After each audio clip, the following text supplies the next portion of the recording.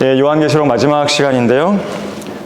이번 제목은 영원시대 어떻게 시작되는가라는 주제로 강의를 하겠습니다. 성경 본문은 요한계시록 마지막 장 22장을 펼치시고 교재를 갖고 계신 분들은 제4권 59페이지를 보겠습니다. 자, 이 시간 주제 구절입니다. 우리 한번 한 목소리로 읽어보도록 하겠습니다. 자, 시작. 이런 일들을 증거하신 분이 말씀하시기를 반드시 내가 속히 오리라 하시니라. 아멘. 그러하옵니다. 주 예수여 오시옵소서. 그렇죠. 교환계시록이죠. 이 새하늘과 새 땅이 창조되고 하나님께로부터 하늘에서 새 예루살렘이 내려오면서 영원시대가 시작이 됩니다. 우리는 지난번 강의에서 새 예루살렘이 어떠한 곳인지에 대해 구체적으로 살펴보았죠. 오늘 살펴볼 22장 앞부분은 앞선 21장에 이어지는 내용입니다. 새 예루살렘에 관해 좀 더 다루고 있는데요. 자, 우선 새 예루살렘 안에 계시는 하나님과 어린 양의 보좌에서 수정처럼 맑은 생명수의 정결한 강이 흘러나온다고 했습니다. 여기에 이제 제시된 그림은 러커 목사님이 하신 건데 역시 정결한 강을 보여주고 있어요. 거기 교재 보시면, 그 성경 본문 보시면 22장 1절, 2절 보시면 또 그가 나에게 하나님과 어린 양의 보좌에서 흘러나오는 수정처럼 맑은 생명수의 정결한 강을 보여주더라. 그 도성의 거리 한가운데와 그 강의 양편에는 생명나무가 있어 12가지 과실을 맺으며 달마다 과실을 내더라. 12개의 달이니까요. 그리고 그 나무의 잎사귀들은 민족들을 치유하기 위한 것이더라. 자, 새 예루살렘의 거리 한가운데 그리고 강의 양편에 생명나무가 있다는 것이에요.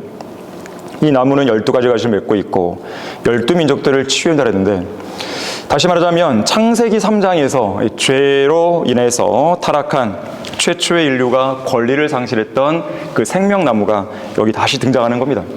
성경은 순환하는 책이에요.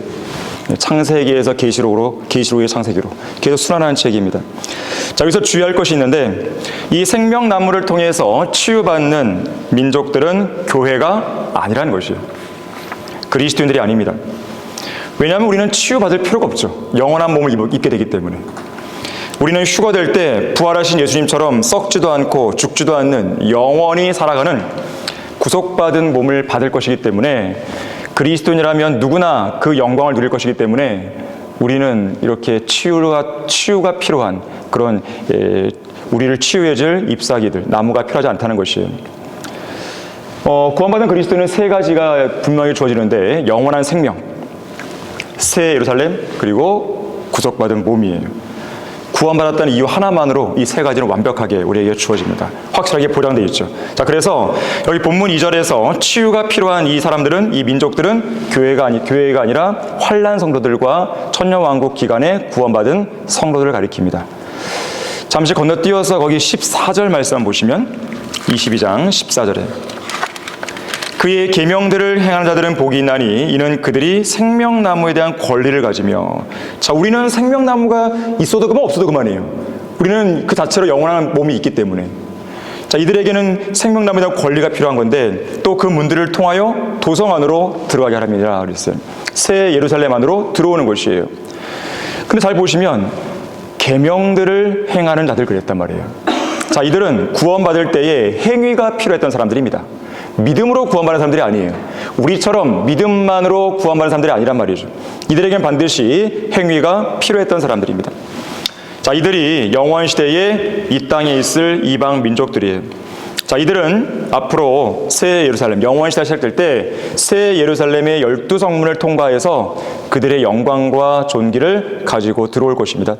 그리고 새 예루살렘에 들어와서 생명나무를 통해 육신의 생명을 유지하게 되는 것이죠.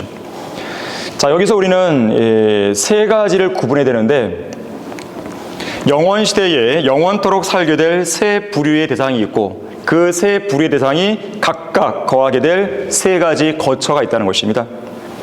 자, 우선은 지난번 강의 때 자세히 설명했듯이 그리스도의 몸된 교회를 구성하는 그리스도인들에게, 바로 우리들에게 주어지는 영원한 거처, 새 예루살렘이 있죠.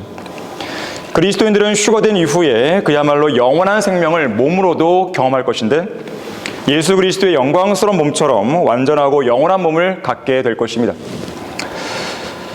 그 다음으로는요, 구원받은 유대인입니다.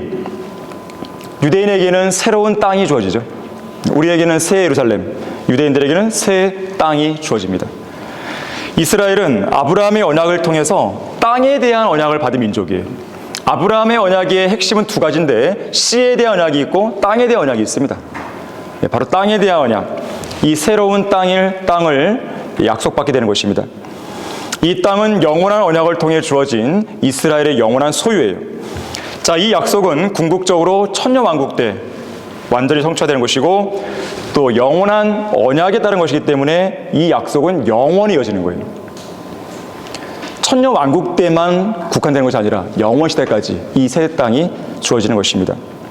그래서 처음에는 아브라함에게 주어진 이 무조건적 언약을 주어진 이 삼각형 모양의 이 땅, 이집트의 나일강부터 유프라테스 강까지 이르는 이 땅을 약속받게 되는 것이죠. 이 땅 안에 먼저 거할 것입니다. 하지만 생각해 보세요. 이 땅 안에만 있을 수는 없겠죠. 영원 시대가 펼쳐지기 때문에 이들도 자녀들 낳을 거 아니겠어요, 영원 시대에서? 그러면 이 삼각형 모양 땅뿐만 아니라 온 지구가 필요할 것입니다. 그래서 로마서 4장 13절에서는 아브라함을 가나안 땅의 상속자가 아니라 세상의 상속자라는 특별한 말을 쓰는 거예요. 자, 로마서 4장 13절을 보겠습니다. 아브라함의 언약에 따라 주어진 땅은 이집트의 나일강부터 유프라테스 강으로 주어지지만, 그래서 거기 이제 가나안 땅이라고 이야기할 수밖에 없겠지만, 로마서 4장에서는 그렇게 말하지 않는다는 것이죠. 4장 13절 보시게 되면, 아브라함이 세상의 상속자가 되리라고 하신 약속은 아브라함이나 그의 씨에게 율법을 통하여 하신 것이 아니요 믿음의 의를 통하여 하신 것이니라 그랬어요. 자, 이집트의 나일강부터 유프라테스 강까지 거기까지만 해당되는 게 아니라 결과적으로는 전 지구를, 새로운 지구, 바로 새 땅을 상속받게 되는 것입니다. 자, 그러면 하나 더 남았죠. 바로 이방인들입니다. 자, 이방인들에게는 새 하늘이 주어집니다. 구원받은 이방인은 처음에는 새 땅, 새로운 지구에 먼저 거합니다. 왜냐하면 처음에는 인구가 적기 때문에, 우리가 앞서서 봤지만 처음에는 어떨까요? 유대인들이 여기만 거할 거 아니겠어요? 영원 시대에서. 그렇다면 이제 나머지 땅은 어떻게 할 거예요? 그럼 빈들어 놔둬요? 그렇지 않을 거란 말이에요. 그 자리에는 우선적으로는 이방인들이 함께 거할 것입니다. 하지만 이방인들도 자녀를 낳고 그러면 번성할 거 아니겠습니다. 그러면 이 지구로만 또 부족합니다. 결국은 저 하늘로 올라가야 되는 것이에요. 12개의 나라로 사실상은 이 구원받은 이방인들이 처음에 영원 시대에서 존재할 때, 새로운 지구에서 유대인들과 함께 거할 때 12개의 나라로 존재할 것입니다. 왜냐하면 여러분 거기 신명기 32장 8절 한번 보겠습니다. 여기 앞에 나오지만 한번 찾아보겠습니다.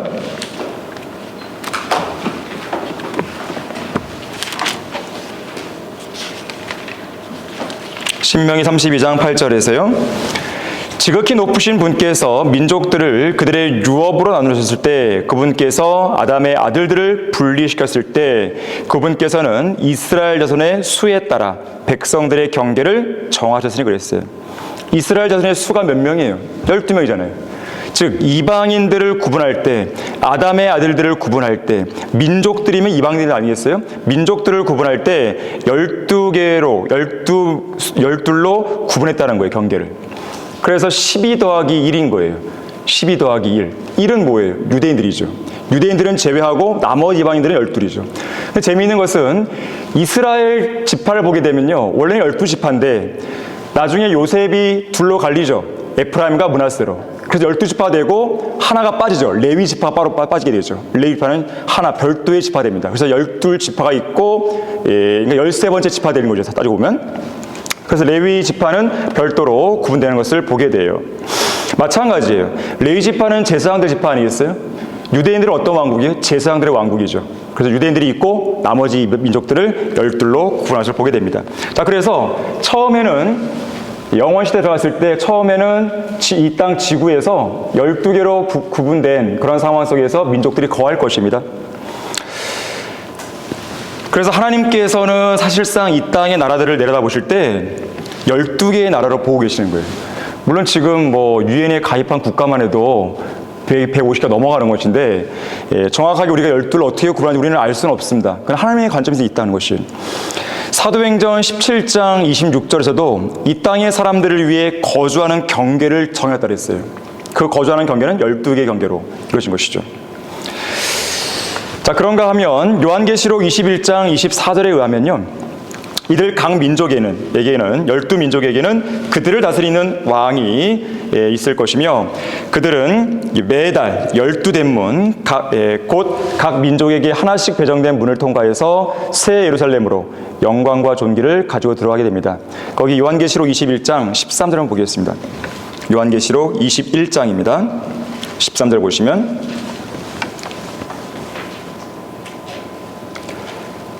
자, 동편의 문이 3개, 북편의 문이 3개, 남편의 문이 3개, 서편의 문이 3개이며 총 몇 개입니까? 12개죠. 3, 4, 12, 12개. 21절 보십시오. 또 그 12대문은 12진주니 그 문들은 각각 한 개의 진주로 되어 있더라. 그 도성의 거리는 순금이며 투명한 유리 같더라. 내가 보니 성 안에는 성전이 없더라. 이는 전능하신 주 하나님과 그 어린 양이 그곳의 성전임이라. 그 도성은 해나 달이 그 안에서 비칠 필요가 없으니 이는 하나님의 영광이 그곳을 비추고 어린 양이 그곳에 비치됨이라. 그리하여 구원받은 자들의 민족들 그랬어요. 교회가 아닙니다. 그리스도인들 아니에요. 구원받은 이방인들입니다. 그 도성의 빛 가운데서 걷겠으며 땅의 왕들이, 자, 각 민족들을 다스리는 각각의 왕이 있다는 것이죠. 그들의 영광과 존귀를 그곳으로 가져오리라. 그러니까 12경계로 구분되어 있으니까 12민족 각각을 다스리는 왕들이 있는 것이죠. 즉 12명의 왕이 있는 것입니다. 그들이 누구인지 우리는 알 수 없어요. 그때 가봐야 알 수 있습니다. 그들의 영광과 존귀를 그곳으로 새 예루살렘으로 가져오는 거예요. 또 그곳의 성문들을 낮에는 결코 닫지 않으리니 이는 그곳에 밤이 없음이라. 그들이 민족들의 영광과 존귀를 그곳으로 가져오리라. 그러면서 이들은 땅을 다시 채우라는 하나님의 명령에 따라 그 수가 계속 증가하는 거예요.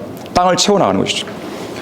결국 그렇게 되면 앞서 얘기했듯이 새로운 이 지구로도 부족한 거예요. 결국 하늘로 올라갑니다.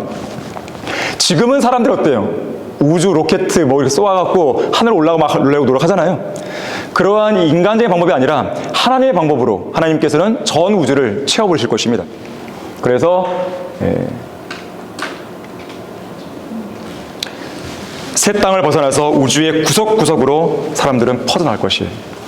자, 이러한 사실은 왜 오늘날 현재의 하늘, 저 우주에 황도 12궁이 존재하는지를 우리에게 알려주는 거예요.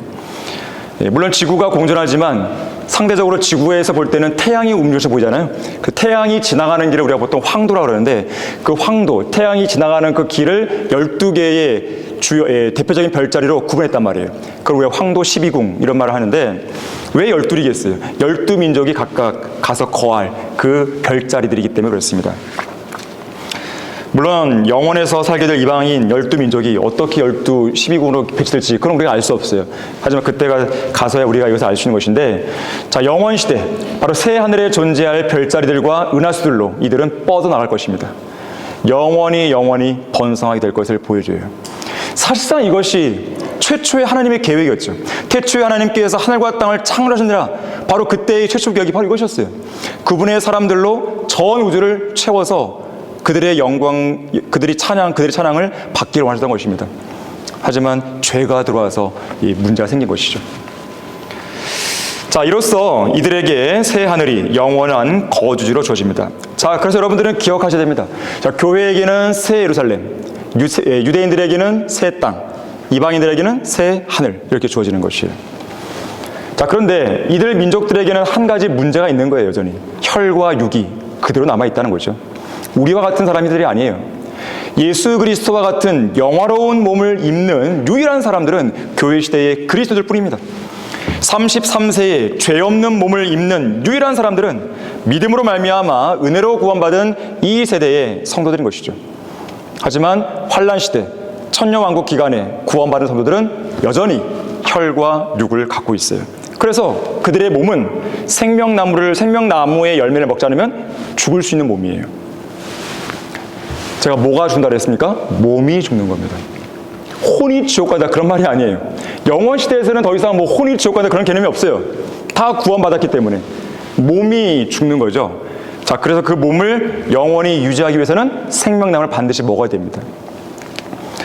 자, 그래서 요한계시록 22장에서는 창세기 3장에서 타락한 인류에게 접근이 허용되지 않은 생명나무가 다시 등장하는 거예요.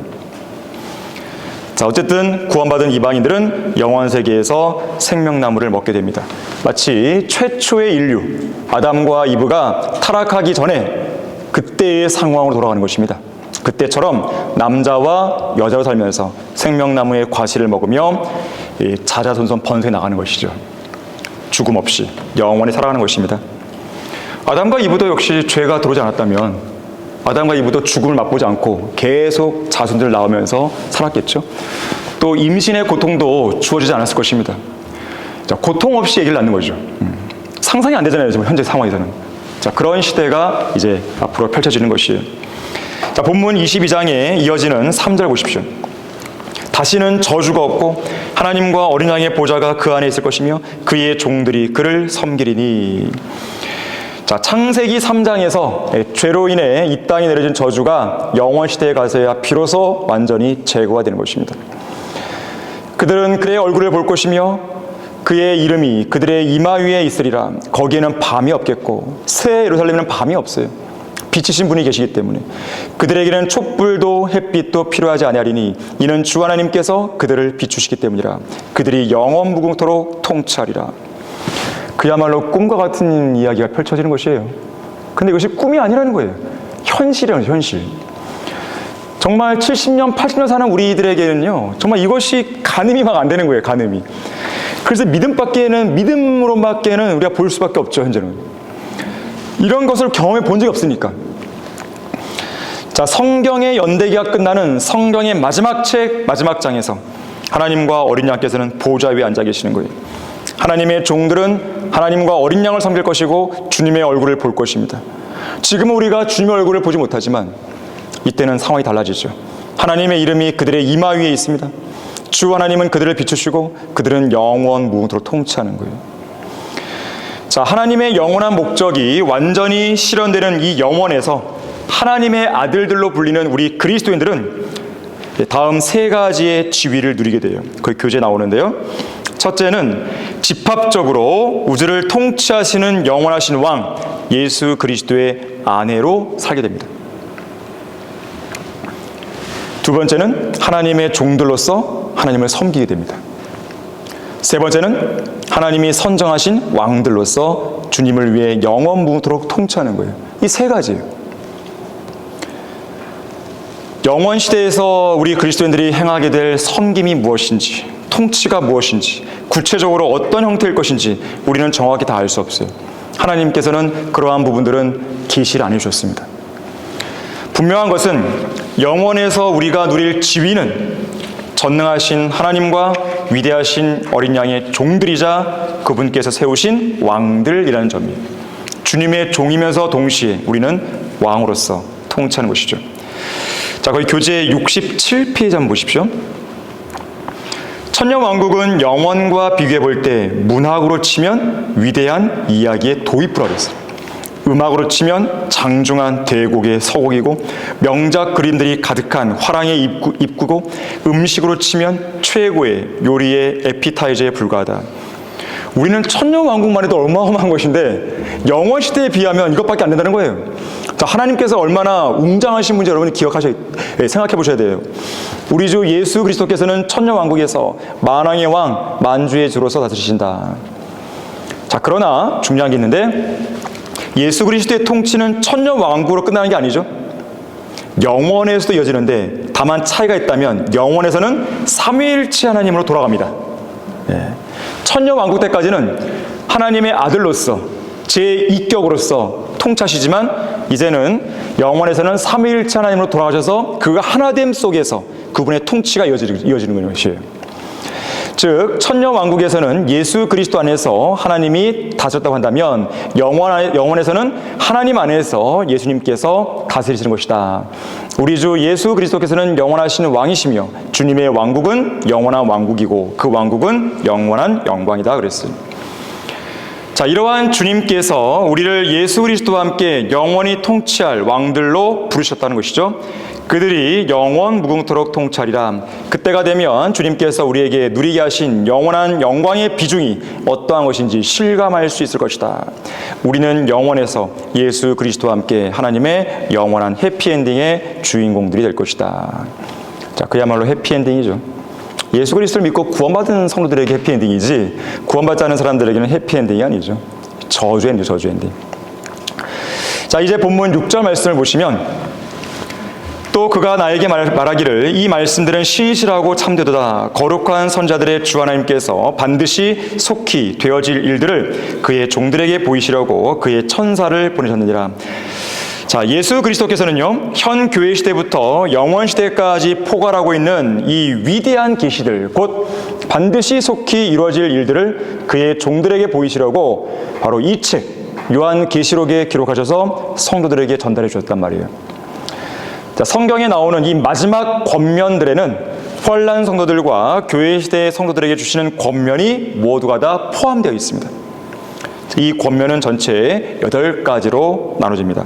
우선 7절에서 보라, 내가 속히 오리라. 이 책에 예언의 말씀들을 지킨 자는 복이 있도다라고 하더라. 자, 이 마지막 권면에서 이 표현이요 6번 나옵니다. 7절, 9절, 10절, 그리고 18절에 2번 나오고 19절 나옵니다. 특히 19절에는요, 이 예언의 책이라는 표현과 생명의 책이라는 표현도 나와요. 책이 강조되죠. 두 번째 권면은 이어지는 8절과 9절에 보니까 요한이 자신에게 그 일들을 보고 듣게 해준 천사의 발 앞에 경배하려고 엎드렸을 때 천사가 경배를 만류하죠. 그러면서 하나님께 경배하라고 말합니다. 나 요한이 이런 일들을 보고 들었노라. 내가 듣고 또 보고 나서 이 일들을 내게 보여준 그 천사의 발 앞에 경배하려고 엎드렸더니 그가 내게 말하기를 보라, 그리하지 말라. 나도 선자들인 네 형제들과 이 책의 말씀들을 지킨 아들과 같은 너의 동료 종이니 하나님께 경배하라고 하니라. 자, 그러면 세 번째로 10절에서는 이 책의 예언의 말씀들을 봉인하지 말라. 이는 그때가 가까움이라라고 말씀하시죠. 자, 여기서 이 책 그러면 1차적으로는 요한계시로 말합니다. 자, 그래서 요한계시록의 예언들이 성취될 때가 가깝다는 것이죠. 자, 그때는 바로 주님께서 재림하시는 때인 것입니다. 자, 네 번째, 이어지는 11절인데요. 불의한 자는 그대로 불의함에 있게 하고 더러운 자는 그대로 더러움에 있게 하라. 마치 무지한 자는 그대로 무지한 채로 내버려 두라는 맥락과 비슷한 것 같아요. 비슷하죠? 반면에 의로운 자도 그대로 의로움에 있게 하고 거룩한 자도 그대로 거룩함에 있게 하라고 말씀하고 있습니다. 다섯 번째로 12절에 보니까 보라, 내가 속히 오리니 내가 줄 상이 내게 있어 각 사람에게 그의 행위에 따라 주리라고 말씀합니다. 자, 이것은 그리스도의 심판석을 기다리는 이 시대의 그리스도인들에게도 적용할 수 있고 또 예수 그리스도의 재림을 기다리는 환난 성도들에게도 적용할 수 있겠죠. 어쨌든 행위에 따라서 상을 받는 것은 분명합니다. 자, 우리 그리스도인들은 믿음으로 구원받고 행위에 따라 상 받습니다. 하지만 환난 성도들은 믿음과 행위로 구원받고 역시 그 행위에 따라 상 받는 거예요. 이 차이를 구분할 수 있어야 됩니다. 자, 거듭난 성도가 세상 죄인들과 다른 것은 영혼에 대한 이러한 기대와 소망을 지니고 살 수 있다는 점입니다. 하나님께서는 이 소망을 구주이신 예수 그리스도를 통해 주셨다는 것이에요.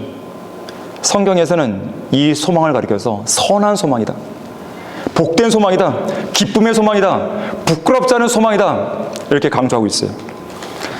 특히 베드로전서 1장 3절에서는 산 소망, lively hope, 살아있는 소망이라고 말하고 있어요. 이것은 우리에게는 구원하는 소망이고 영광의 소망이에요. 특히 성도들을 정결케 하는 소망입니다. 이러한 소망이 없다면 이 땅에서 산다는 것이 무슨 의미가 있겠어요?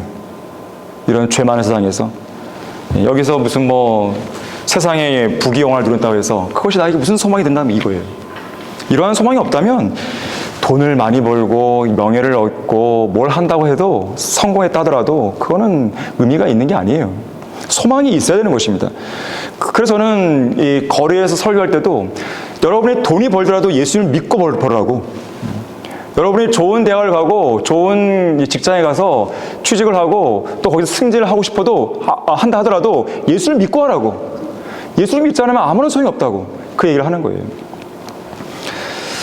자, 이에 성경은 영혼을 준비하는 방법에 대해서도 구체적인 지침을 준다는 것을 이 시간 제가 다시 한번 여러분에게 주지시켜야 될 것 같습니다. 두려움과 떨림으로 그리스도의 심판석을 준비하라는 의미입니다. 단언하건대 어떤 성도에게는 그리스도의 심판석이 그야말로 공포의 자리가 될 것입니다. 두려움의 자리가 될 것이에요. 왜냐하면 내가 기대했던 것과는 반대로 구원받은 이후 자신의 몸으로 행한 모든 것들이 완전히 불타 없을 수 있는 것이거든요. 그야말로 허탈감에 빠지는 것이죠. 그야말로 망연자실하는 것이죠. 자, 그리스도의 심판석을 계산에 넣지 않은 인생이라면 지금이라도 삶의 목표를 전면 수정해야 됩니다. 여러분의 인생 목표가 그리스도의 심판석에 딱 맞춰져 있어야 돼요. 성도라면, 그리스도인이라면 각자를 향한 하나님의 뜻이 무엇인지를 발견해야 됩니다. 주님께서는 그리스도의 심판석에서 반드시 물으실 거예요. 우리 각자에게 너는 내가 너를 향해 갖고 있는 그 뜻대로 살았냐? 물으실 거예요. 특히 다음에 3가지 질문을 하실 것입니다. 제가 미리 기출문제를 뽑아드릴 테니까 잘 유념하시고 답을 준비하세요. 너는 그리스도의 군사로서 믿음의 선한 싸움을 싸웠느냐? 바울이 마지막 죽음을 앞두고 했던 고백이죠. 믿음의 선한 싸움을 싸우고 달려갈 길을 마치고 그런 말을 하잖아요. 2번째 질문입니다. 너는 믿음의 경주자로서 마땅히 달려갈 길을 온전히 마쳤느냐? 3번째, 의인은 믿음으로 말미암아 산다고 자주 반복해서 얘기했는데 믿음을 온전히 지키고 실행했냐? 이걸 물으시는 거예요. 3가지. 자, 디모데후서 4장 보십시오. 7절 보시면 됩니다. 자, 6절부터 보시면 내가 이미 제물로 드려질 준비가 되어 있고 떠날 때가 이르렀도다. 자, 순교를 하기 바로 전이죠. 내가 선한 싸움을 싸우고 믿음의 선한 싸움을 싸웠느냐? 물으실 거예요. 달려갈 길을 마치고 너가 마땅히 달려갈 길을 마쳤냐? 물으실 거예요. 믿음을 지켰으니 너에게 단번에 전에 전수된 그 믿음을 지켰냐? 물으실 거예요. 또 한 가지 질문이 있어요. 누가복음 19장에 나오는 질문인데 너는 너에게 맡겨진 한 문화로 얼마나 벌었냐? 내가 분명 장사라고 그랬는데 너는 장사에서 얼마나 벌었냐? 이윤을 남기는 장사를 했는지 질문하실 거예요. 너는 그 문화를 꼭꼭 잘 간수했냐? 그거 안 물어보세요. 그렇게 하게 되면 책망 받습니다. 이 게으르고 악한 종아 그런단 말이에요. 한 문화를 벌든지 2문화를 벌든지 5문화를 벌든지 10개를 벌든지 아니 100개를 벌든지 여러분이 할 수 있는 최선을 다해서 버시란 말이에요. 자, 4가지 질문이에요. 기출문제입니다.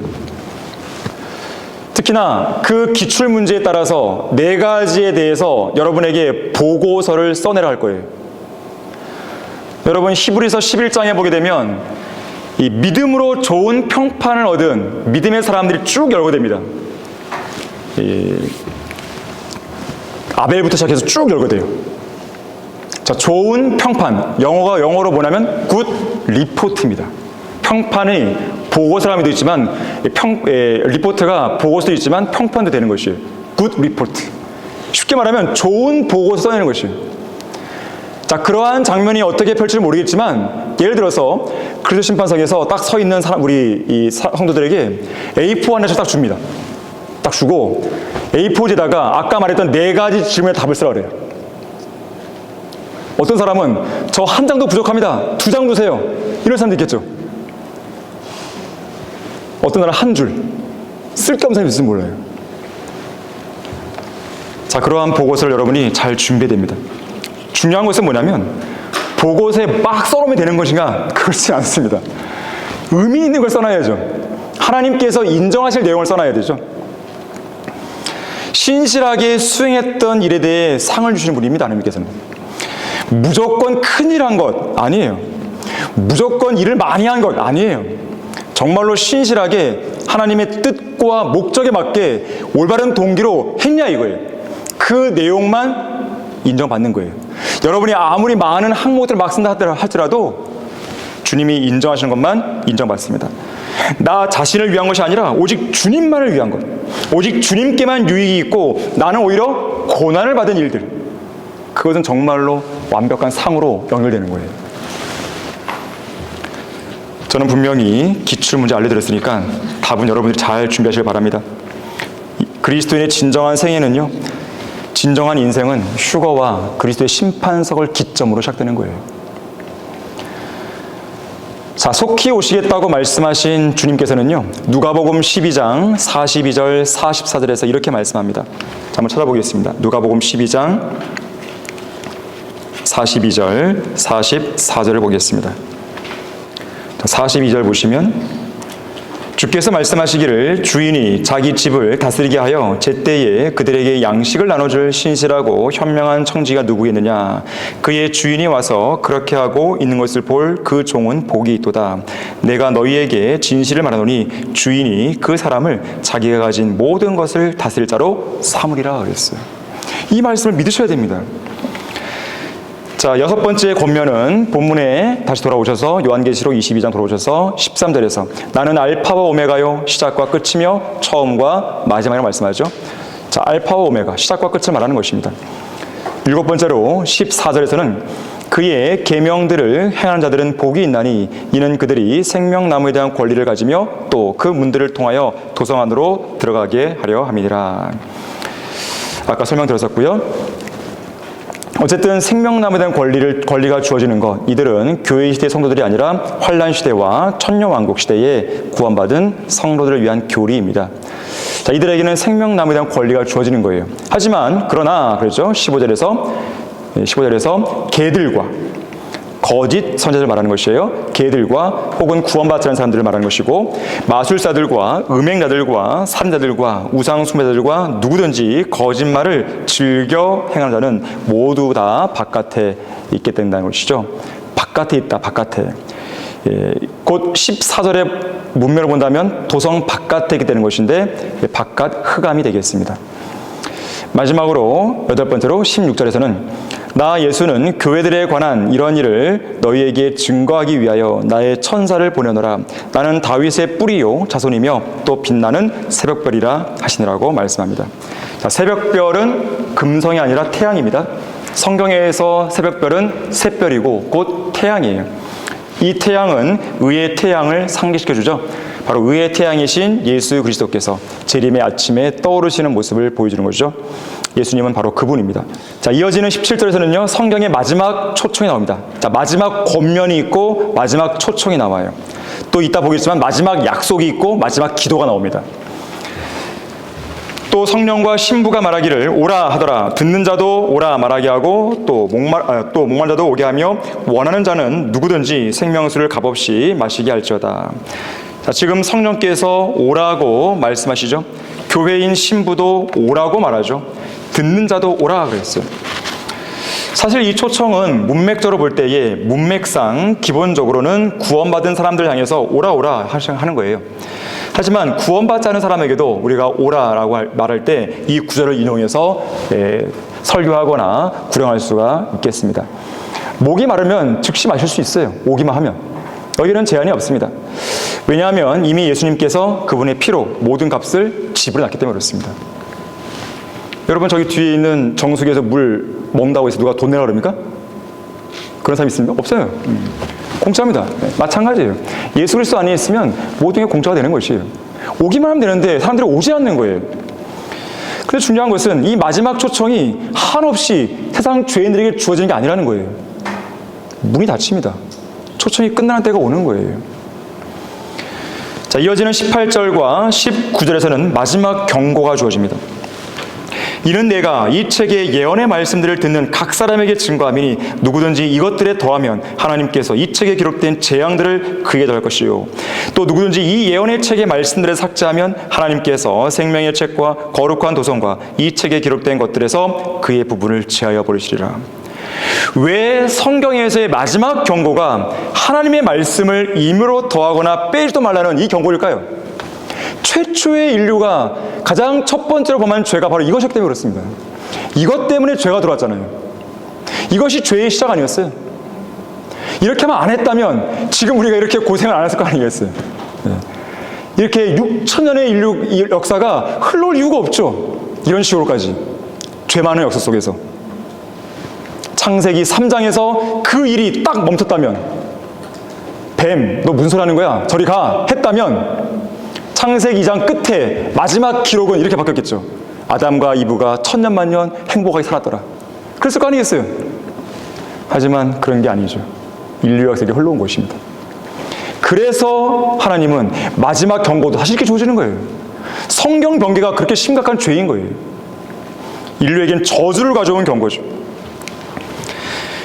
그리고 성경에서 마지막 약속과 마지막 기도가 주어지는데요. 20절에서 약속이 주어집니다. 이런 일들을 증거하신 분이 말씀하시기를 반드시 내가 속히 오리라. 반드시 내가 속히 오리라 그랬어요. 하나님의 약속이에요. 자, 이에 대한 우리의 반응 어떻게 할 것인가? 사도 요한이 모범 답안을 보여줍니다. 20절에서 아멘 그러옵니다 주 예수여 오시옵소서. 이것이 바로 성경에 나오는 마지막 기도이고 우리 역시나 마음을 다해서 진심을 다해서 이렇게 기도하고 주의 다시 오심을 소망해야 되는 것입니다. 그래야 우리가 성경대로 믿는 그리스도인으로서 살았다는 간증을 지닐 수 있는 거예요. 반드시 내가 속히 오리라고 말씀하신 예언과 약속, 이것도 역시나 하나님의 시간표에 따라 정확하게 반드시 이루어질 것입니다. 하나님께서는 반드시 정해진 시간을 정확하게 지키세요. 로마서 1장 29절 이후의 맥락에 보게 되면 여러 가지 죄의 목록이 나오는데 그 중 하나가 뭐냐면 약속을 저버린 자들입니다. 약속을 지키지 않는 것도요 죄입니다. 자, 그렇게 경고하신 하나님께서 약속을 안 지키시겠어요? 마치 지금은 우리가 볼 때 약속 안 지키는 것 같죠? 왜 이렇게 늦게 오시죠? 이렇게. 하지만 주님의 목적이 있는 거죠. 분명히 더 한 사람이라도 더 구원하기 위해서 이 기간을 유예시킨단 말이에요. 그렇기 때문에 주님의 시간표로 본다면은 주님께서 계획하신 그 시간에 꼭 오시는 것이에요. 약속을 반드시 지킵니다. 1분 1초도 늦지 않고 반드시 오시는 거예요. 그 재림은 임박해 있습니다. 재림에 대한 모든 예언들이 이제 곧 성취될 날만을 우리는 기다리고 있는 것이죠. 어떤 목사가 이렇게 말했어요. 아멘 그러하옵니다 주 예수여 속히 오셔서 주님을 기다리는 한 하늘도 나와 주님을 떼어놓을 수 없고 땅도 주님과 나를 떼어놓지 못하리라. 주님 내 혼을 주님과 함께하는 생명의 믿음으로 높이소서. 주님이 오시길 기다리는 중에도 주님과 교제하는 순간을 즐기게 하소서. D.L. 무디는 이렇게 말했어요. 나는 오늘 설교할 때마다 다음 주일 설교를 하기 전에 주님께서 오실지 모른다는 생각에 항상 젖어 있어야 한다고 했습니다. 저는 여러분 모두가 그 지옥의 문에서 탈출했을 것으로 알고 있어요. 지옥에는 다 기본적으로 우리가 다 구원받았단 말이에요. 이제 여러분이 남은 문제는 뭐냐면 매일 매순간 직면하는 현실적인 문제들과 치열한 영적 싸움을 싸우는 것일 거예요. 하지만 우리가 직면하고 있는 이 지긋지긋한 현실적인 문제와의 처절한 전투는 이제 곧 끝날 것입니다. 고난도 끝나고 질병도 끝나고 슬픔도 끝나고 눈물도 끝나고 아픔도 끝나고 이별도 끝나고 좌절도 낙심도 사람들과의 갈등도 누군가의 실망도 상처받은 것도 상실감도 모두 다 끝날 것입니다. 조금만 있으면 조금만 더 견디면 되는 것이죠. 자, 밤이 깊도록 파수를 보는 파수꾼이 아침이 밝아오기를 고대하는 그 열망으로 또 너무나 간절한 나머지 심장이 터져버릴 것 같은 그런 열망으로 예수 그리스도의 재림을 간절히 기다리는 여러분 모두 되길 바라겠습니다. 요한계시록을 이제 다 끝냈습니다. 자, 기도하시죠. 고마우신 아버지 하나님, 27번의 강의 끝에 우리는 요한계시록을 이제 마무리 지었습니다. 우리는 늘 요한계시록 21장, 22장을 대하고 또 대하고 읽고 또 읽고 공부하고 또 공부해도 여전히 새로운 뿐만 아니라 여전히 우리의 가슴을 벅차게 하는 것 같습니다. 주님께서 우리에게 위대한 소망과 약속을 주셨기에 우리도 가슴 벅찬 기대로 그날을 기다리고 있습니다. 우리는 그날이 지금 당장 이루어지길 원합니다. 지금이 아니라면 오늘 밤에라도 이루어지길 원합니다. 주님께서는 속히 오시겠다고 하셨으니까 우리는 속히 오시겠다는 그 약속에 그대로 똑같이 우리는 반응하고 있는 것입니다. 우리에게 주님께서 원하시는 일이 있어서 우리에게 좀 더 시간을 두고 계신다면 주님께서 원하시는 일이 무엇인지를 우리로 하여금 간파하게 하시고 그 일을 하다가 주님 곁으로 갈 수 있도록 도와주십시오. 내일 주일도 잘 준비해 주시고 돌아가는 발걸음도 안전하게 지켜주십시오. 예수 그리스도 이름으로 기도했습니다. 아멘. 예, 마치겠습니다.